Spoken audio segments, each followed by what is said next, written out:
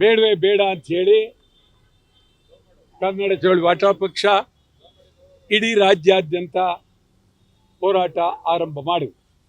ಇವತ್ತು ರಾಮನಗರದಿಂದ ಮೈಸೂರಿನವರೆಗೂ ಹೋರಾಟ.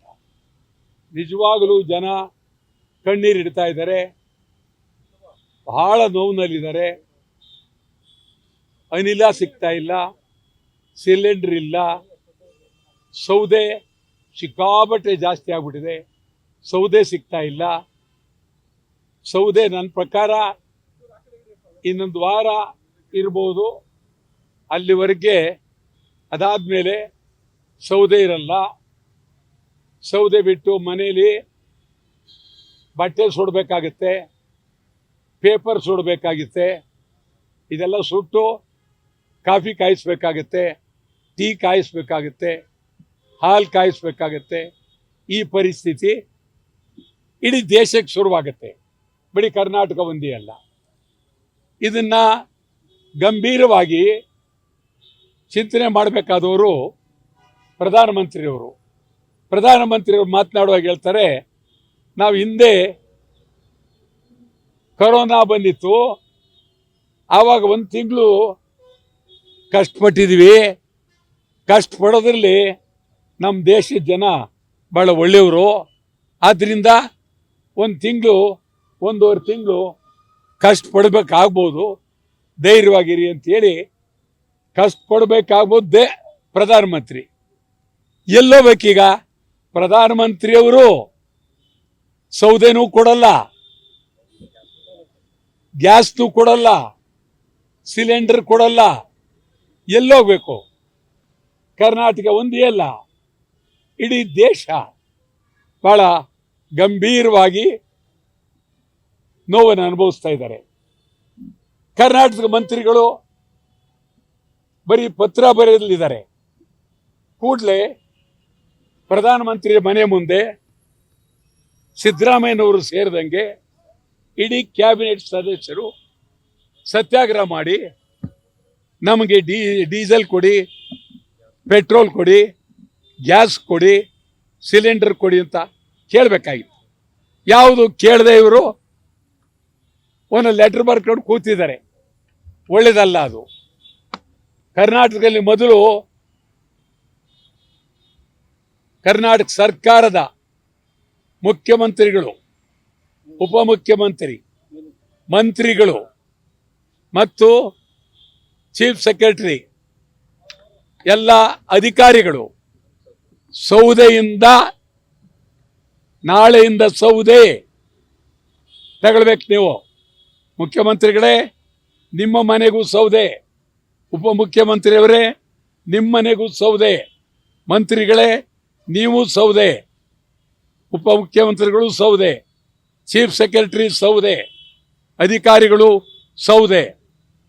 ಸೌದೆಯನ್ನು ಮೊದಲು ನೀವು ಉಪಯೋಗಿಸಿ.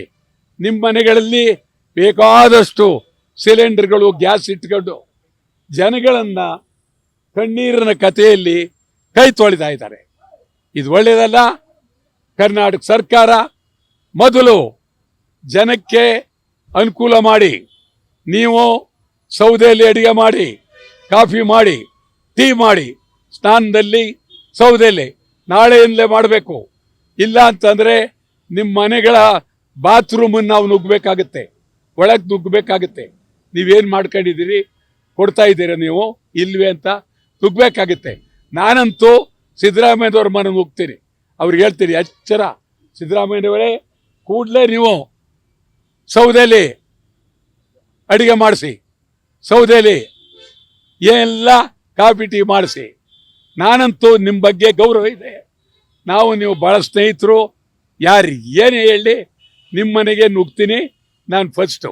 ಯಾಕೆ ಜನ ತಪ್ಪು ತಿಳ್ಕೊಳ್ತಾರೆ, ಬೇರೆ ಮಂತ್ರಿಗಳ ಮನೆ ನುಗ್ಗಿದ್ರೆ ನೀವ್ಯಾಕೆ ಚೀಫ್ ಮಿನಿಸ್ಟರ್ ಮನೆಗೆ ಹೋಗಲಿಲ್ಲ, ನೀವು ಅವ್ರು ಚೆನ್ನಾಗಿದ್ದೀರಿ ಅಂತ ಹೋಗಲಿಲ್ಲ ಅಂತ ಅಂತಾರೆ.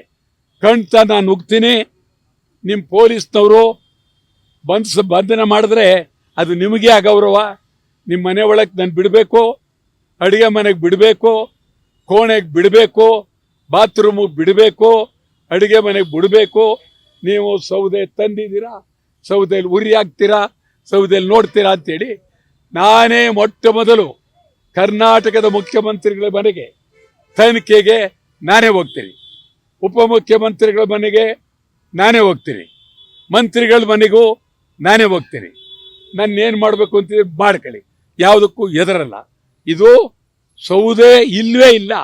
ಇನ್ನೊಂದು ವಾರ ಸೌದೆ, ಇವತ್ತಾಗಲೇ ಒಂದೊಂದು ಟನ್ಸ್ ಒಂದೊಂದು ಇದಕ್ಕೆ ಸೌದೆಗೆ ಹೆಚ್ಚು ಮಾಡಿದ್ದಾರೆ.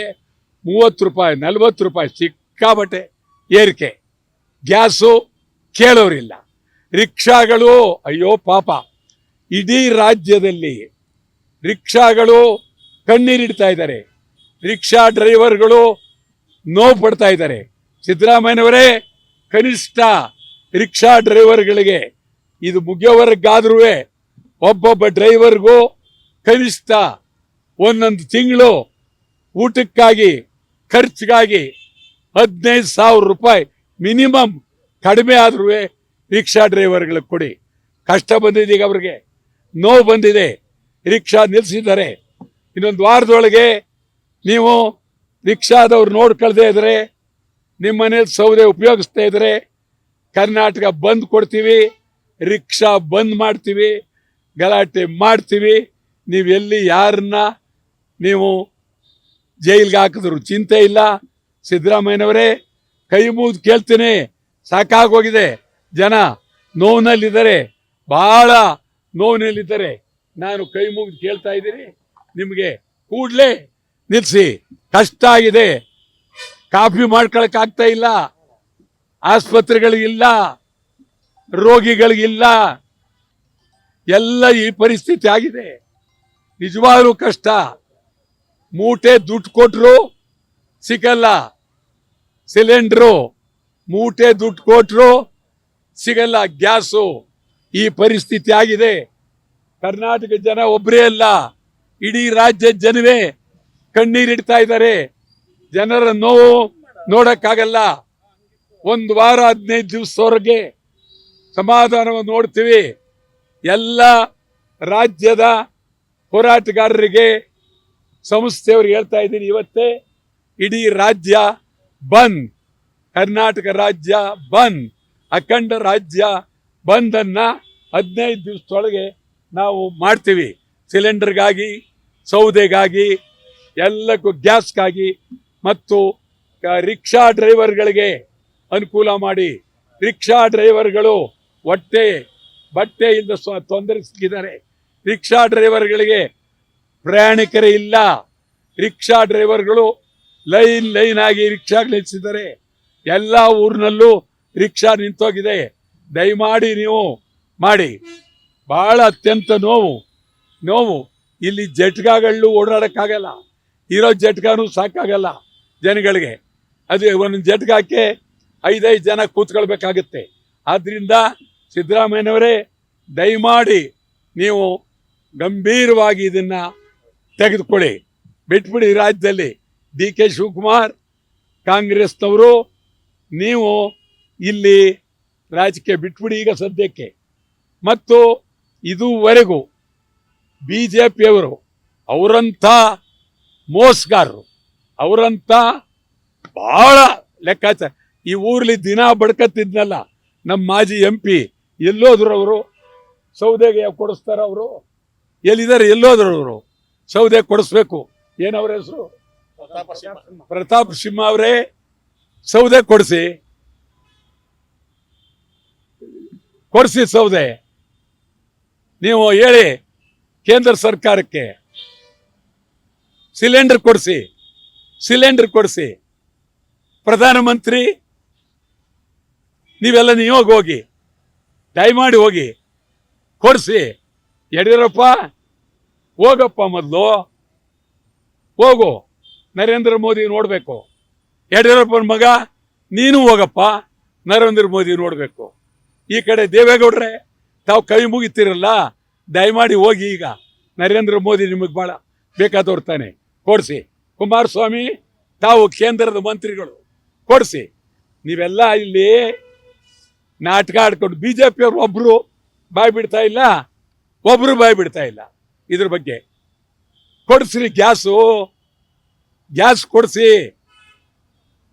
ಕಣ್ತ ಏ ಯತ್ನಾಳ್ ಏನೇನೋ ಮಾತಾಡ್ತೀಯಲ್ಲಪ್ಪ, ಕೊಡ್ಸು ಗ್ಯಾಸ್ ಕೊಡ್ಸಪ್ಪ. ನೀನು ನನಗೆ ಭಾಳ ಬೇಕಾದ ಮನುಷ್ಯ, ಕೊಡ್ಸಯ್ಯ. ನಮ್ಮ ಸ್ನೇಹಿತ ನೀನು. ಸಾಯ್ತಾ ಇದ್ದಾರೆ ಜನ, ಕಣ್ಣೀರ್ಲಿ ಕೈ ತೊಳಿತಾ ಇದ್ದಾರೆ. ನಾವೇ ಬಂದು ಬೀದಿಲಿ ಮಲ್ಲು ಬಿಡ್ತೀವಿ, ಮನೆ ಬಿಟ್ಟು. ತೊಂದರೆ ಆಗ್ತದೆ, ಹೆಣ್ಮಕ್ಳಿಗೆ ಕಾಟ ತಡೆಯಕ್ಕಾಗಲ್ಲ. ಸೌದೆ ಕೊಡಿ ಅಂತಾರೆ, ಡೀಸೆಲ್ ಕೊಡಿ ಅಂತಾರೆ, ಗ್ಯಾಸ್ ಕೊಡಿ ಅಂತಾರೆ. ಕೊಡದೆ ಮಲಿಕೊಳ್ಳಕ್ಕಾಗತ್ತ ಮನೇಲಿ? ಎಲ್ಲಿದ್ರೆ ಬರ್ತದೆ? ಏನೋ ಸದ್ಯಕ್ಕೆ ಗೌರವದಿಂದ ಕಾಡ್ತಾ ಇದ್ದಾರೆ. ಇನ್ನು ಹಿಂಗೆ ಹೋದ್ರೆ ಪರ್ಕೆಟ್ ತಕ್ಕಂಡು ಗಂಡಂದಿರ್ಗೆ ಹೊಡಿತಾರೆ ಏಟು. ತತ್ತಿರಾ ಇಲ್ವಾ? ತತ್ತಿರಾ ಇಲ್ವಾ? ಸಿಲಿಂಡರ್ ತತ್ತಿರಾ ಇಲ್ವಾ? ಗ್ಯಾಸ್ ತತ್ತಿರಾ ಇಲ್ವಾ? ಪರ್ಕೆಲಿ ಹೊಡಿತಾರೆ. ಕೊಡ್ಬೇಕು ನಮಗೆ ದಯಮಾಡಿ. ಬಹಳ ನೋವಾಗಿದೆ. ನಾನಂತೂ ಈ ರಾಜ್ಯದಲ್ಲಿ ಏನೇನಾದರೂ ಚಿಂತೆ ಇಲ್ಲ. ನಿಮ್ಮ ಪರವಾಗಿ, ಜನರ ಪರವಾಗಿ, ರಿಕ್ಷಾ ಡ್ರೈವರ್ಗಳ ಪರವಾಗಿ, ವಾಹನಗಳ ಪರವಾಗಿ, ಎಲ್ಲ ಜನರ ಪರವಾಗಿ, ಸಮಗ್ರ ಕರ್ನಾಟಕದ ಪರವಾಗಿ, ದೇಶದ ಪರವಾಗಿ ಹೋರಾಟ ನಿರಂತರವಾಗಿ ಮಾಡ್ತೇವೆ, ತೀವ್ರವಾಗಿ ಮಾಡ್ತೇವೆ.